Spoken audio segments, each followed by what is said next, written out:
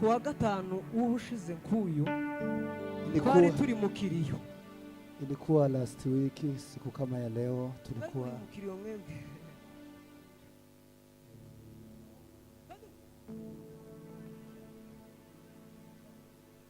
Mwebwe ntago mwinjiye Pasaka. Tulikuwa tunahudhuria Easter. Twiriwe gutya. Bafashe umuntu hari nka saa 12. Ilikuwa 6 wakamshika mtu. 12 bakubita umuntu. Saa moja, saa 2, saa 3. Bakiye bakubita umuntu. Walikuwa wanachapa huyo mtu. Barazibagura barakubita kandi yari afite ubushobozi nawe bwo kubakubita. Alikuwa na uwezo wa kuwapiga. Arabihorera akawaacha kugira ngo njewe nawe ili mimi na wewe tuokolewe. Bigeze ku cyumweru arazuka. Ilipokuwa imefika Sunday akafufuka. Huyo ni Yesu wa Nazareti. No kuvuga ngo abantu baza bavugwa muri Bibiliya bapfuye barazuka. Nziba babiri ariko bazavuga ngo barenze babiri. Yeye anajua watu wawili ambaye wamekufa wakafufuka. Ujya bazuye Lazaro na Yesu yarazuwe pfuye arazuka. Aho nande undi Dawudi aramuzura. Aho abasi batatu. Noneho igitangaje bo barapfuye barazuka barongera barahwera. Anaeleza vile ambavyo watu wanakufa na kufufuka lakini bado wanarudi. Yaraje arapfa arazuka. Kuvuo nta wundi muntu kandi ni mwebwe urubyiruko twe turi kubyara muri iki gihe. Ntazagira umuntu uzita umwana we Yesu. Yesu ni izina ryiwe wenyine. Yesu ni jina la kipekee, hakuna yule anaweza kuitwa Yesu. Abanyarwanda numvise bazabita abana babo ngo baka Yesu. Timurabumva baka Yesu. Baka Yesu ba. Mwebwe tunezerwe tumufurahie Bwana kubera gukorwa n'isoni.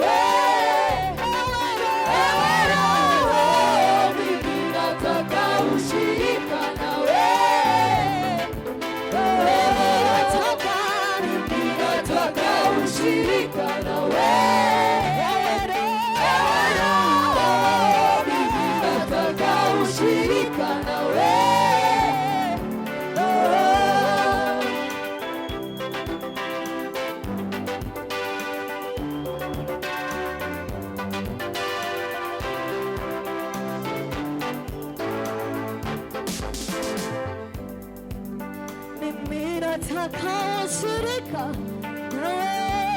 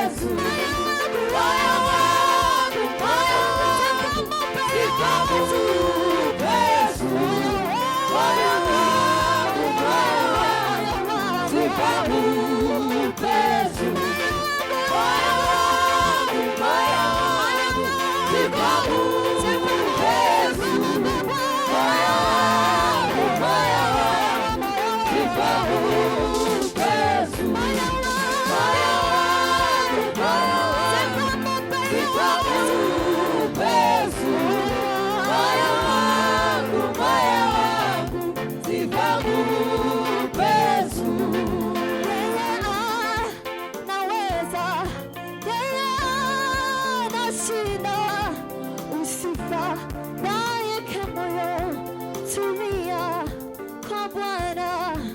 Yeye anaweza, yeye atujali, usifadhaike moyo, tulia kwa Bwana. Yeye anaweza, yeye ana shida, usifadhaike moyo, tulia kwa Bwana. Moyo wangu, moyo wangu, Yesu, moyo wangu,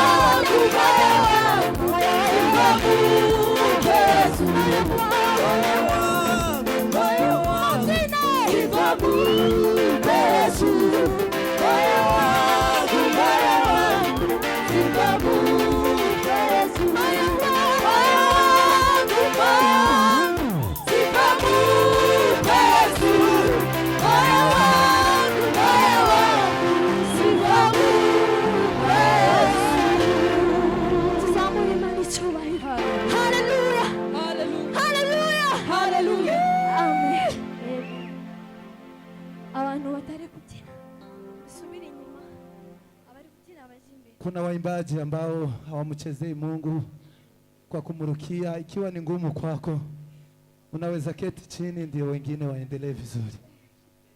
Asanteni sana. Wacha tu shout cause nimefurahi sana. Hii wimbo imenigusa kwa roho.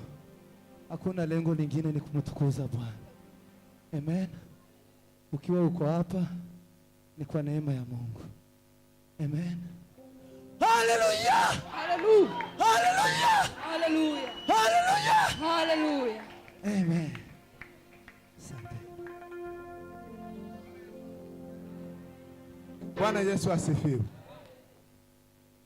Ili tukuje kufika 6 ni kwamba tutakuwa tumepokea mambo mengi. Amen. Mimi ningeomba waimbaji kama inawezekana bitabagoye. Ubundi muri umutima ufite Imana ni uzuvuga Imana. Mti ambayo una matunda ndio ugongwa mawe. Amen.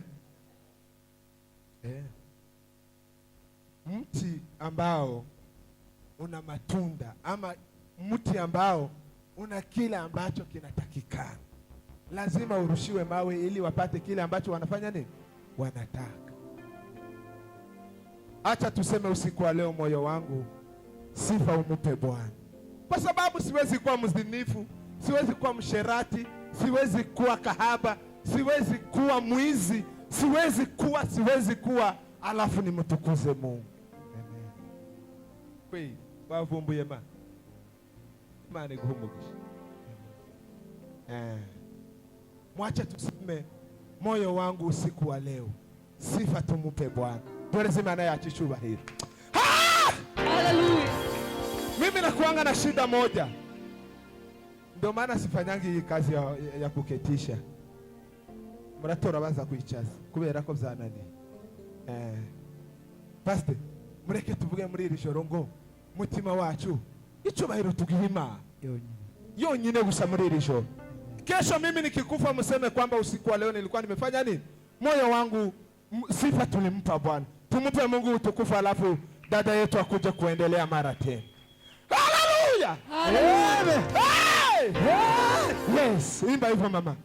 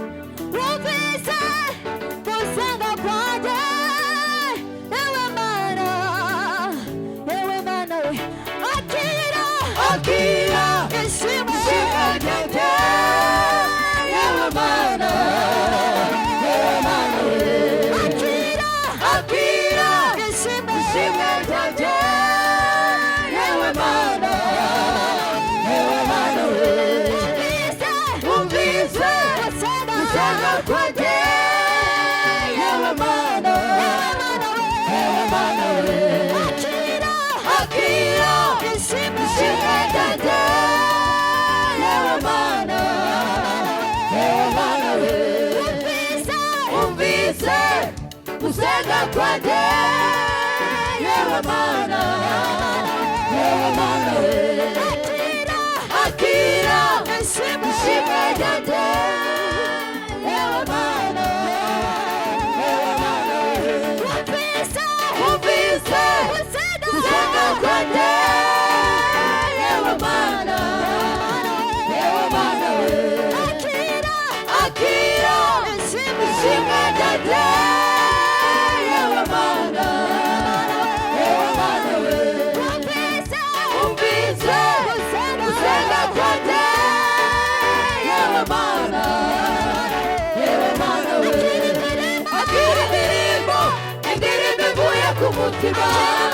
akira mashime n'umutima wuzuye ibinezaneza igiye no gukomanga waranyiguriye mwami waranyiguriye wasubije gusenga kwanjye mana we akira indirimbo indirimbo ivuye ku mutima akira amashimwe umutima wuzuye ibinezaneza igihe nagukomagiye mwami waranyiguriye wasubije gusenga kwanjye mana we akira indirimbo indirimbo ivuye ku mutima akira amashimwe umutima wuzuye ibinezaneza igihe nagukomagiye mwami waranyiguriye wasubije gusenga kwanjye mana we akira indirimbo indirimbo ivuye ku mutima akira amashimwe umutima wuzuye ibinezaneza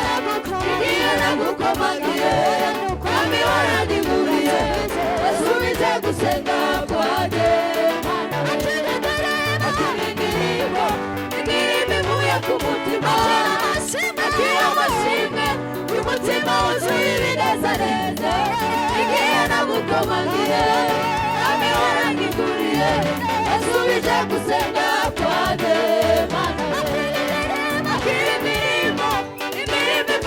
mutima akira amashimwe umutima wuzuye ibinezaneza igihe nagukomagiye mwami waranyiguriye wasubije gusenga kwanjye mana we akira indirimbo indirimbo ivuye ku mutima akira amashimwe umutima wuzuye ibinezaneza igihe nagukomagiye mwami waranyiguriye wasubije gusenga kwanjye mana we Amen. Kuwa gatanu w'ubushize nk'uyu twari turi mu kiriyo. Ilikuwa last week siku kama ya leo tulikuwa mu kiriyo mwembi.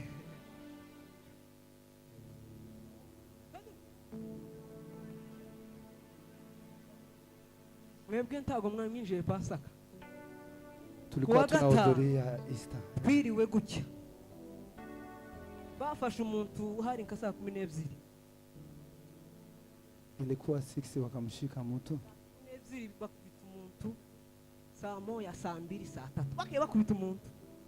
Walikuwa wanachapa huyo mtu. Barazibagura barakubita kandi yari afite ubushobozi nawe bwo kubakubita. Alikuwa na uwezo wa kuwapiga. Arabihorera Akawaacha kugira ngo njewe nawe ili mimi na wewe tuokolewe. Bigeze ku cyumweru arazuka. Ilipokuwa imefika Sunday akafufuka. Huyo ni Yesu wa Nazareti. No kuvuga ngo abantu baza bavugwa muri Bibiliya bapfuye barazuka. Nziba babiri ariko bazavuga ngo barenze babiri. Yeye anajua watu wawili ambaye wamekufa wakafufuka. Ujya bazuye Lazaro na Yesu yarazupfuye arazuka. Aho nande undi Dawudi aramuzura. Aho abasi batatu. Noneho igitangaje bo barapfuye barazuka barongera barahwera. Anaeleza vile ambavyo watu wanakufa na lakini bado wanarudi. Yaraje arapfa arazuka. Kuvuo nta wundi muntu kandi ni mwebwe urubyiruko twe turi kubyara muri iki gihe. Ntazagira umuntu uzita umwana we Yesu. Yesu ni izina ryiwe wenyine. Yesu ni jina la kipekee, hakuna yule anaweza kuitwa Yesu. Abanyarwanda numvise bazabita abana babo ngo baka Yesu. Timurabumva baka Yesu. Baka Yesu ba. Mwebwe tunezerwe. Tumufurahie Bwana. Kubera gukorwa n'isoni bafasha abantu barabishura ngo bagende bavuge ko yibwe kugira ngo batamenya ko yazutse. Kubera gukorwa n'isoni bafasha abantu barabishura ngo bagende bavuge ko yibwe kugira ngo batamenya ko yazutse. Nukuri Yesu yarazutse ku munsi wa gatatu arazuka, azukana n'abera be bose, duhabwa ubugingo bw'ihari. Haleluya, Haleluya. shiramo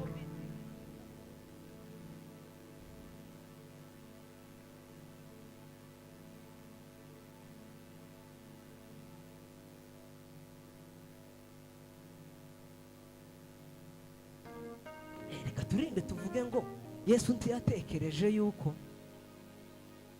kubana n'Imana yabigundira, yicisha bugufi arapfa.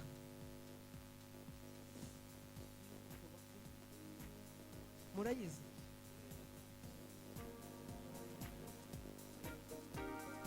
zamura vorime, muntu utabyina abisa abandi.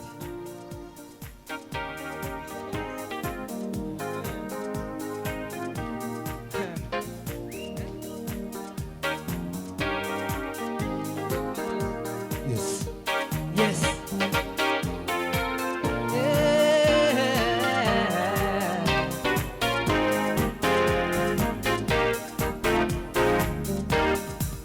Yesu ntiyatekereje yuko kubana n'Imana yabigundira, yicisha bugufi arapfa, urupfu rwo ku musaraba. Yesu ntiyatekereje yuko kubana n'Imana yabigundira, yicisha bugufi arapfa, urupfu rwo ku musaraba. Marayika arabaza ati, ninde wabumbura ico gitabo? Ntihagira uwabishobora, bituma Yohana abera. Marayika arabaza ati, ninde wabumbura ico gitabo? Ntihagira uwabishobora, bituma Yohana arira. Yesu ntiyatekereje yuko kubana n'Imana yabigundira, yicisha bugufi arapfa, urupfu rwo ku musaraba. Yesu ntiyatekereje yuko kubana n'Imana yabigundira, yicisha bugufi arapfa, urupfu rwo ku musaraba. Yesu ntiyatekereje yuko kubana n'Imana yabigundira, yicisha bugufi arapfa, urupfu rwo ku musaraba.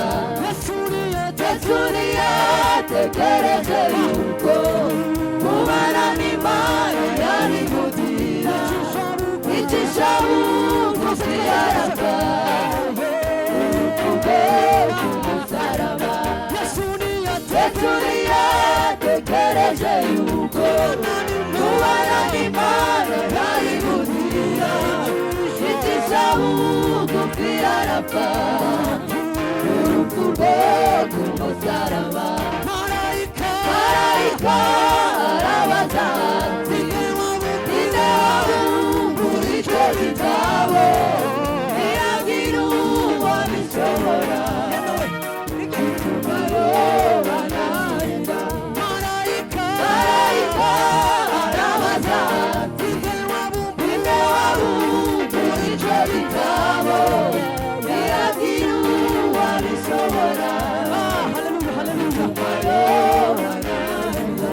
Marayika arabaza ati, ninde wabumbura ico gitabo? Ntihagira uwabishobora, bituma Yohana arira. Marayika arabaza ati, ninde wabumbura ico gitabo? Ntihagira uwabishobora, bituma Yohana arira.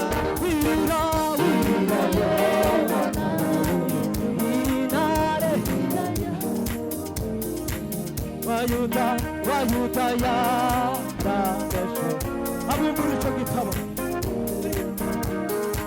wirira Yohana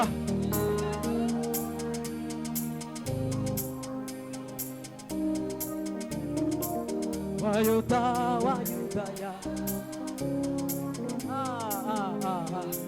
Imana ibahereza umugisha wirira wirira yo wirira Yohana wirira dore Imana wayuda wayuda ya abumbura uri tugiye kwite wirira wirira yo